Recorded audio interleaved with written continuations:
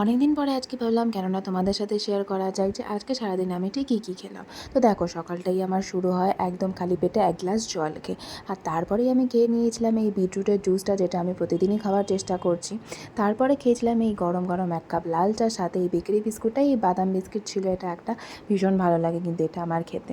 তো তারপরে সকালে ব্রেকফাস্টটা সেরেছিলাম এই ব্রেড আর কলা, আর সাথে মিষ্টিও ছিল, যদিও দুটো মিষ্টি আমি আর শেষে খেতে পারিনি, কারণ সকাল সকালে এত মিষ্টি একদমই খাওয়া যায় না। তো এই ছিল আমার ব্রেকফাস্ট। আর তারপরে করে নিয়েছিলাম ডাইরেক্ট লাঞ্চ।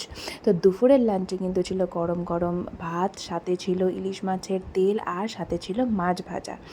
হ্যাঁ, রুই মাছ ভাজা ছিল সাথে। তো এই খাওয়াটা তো আমার দারুণ লাগে, মানে গরম গরম ভাতের সাথে এরকম তেল, মাছের তেল আর মাছ ভাজা, উফ, জাস্ট জমে যায়।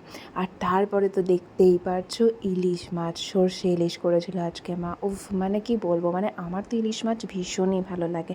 তোমরা কারা কারা ইলিশ মাছ খেতে পছন্দ করো কমেন্টে অবশ্যই জানিও। আর দেখো, এই মাছে কিন্তু সাথে ছিল ডিম। আমার তো ভীষণই ভালো লাগে ইলিশ মাছের ডিম খেতে, মানে কে না ভালোবাসে, তাই না? মানে যারা ইলিশ মাছ খেতে ভালোবাসে তারা তো ইলিশ মাছের ডিম খেতে অবশ্যই ভালোবাসবে।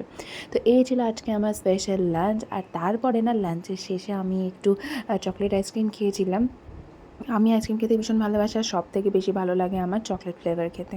তো এই ছিল দুপুরের খাওয়া দাওয়া। তারপরে বিকেলে ঘুম থেকে উঠে বানিয়েছিলাম একটু চা।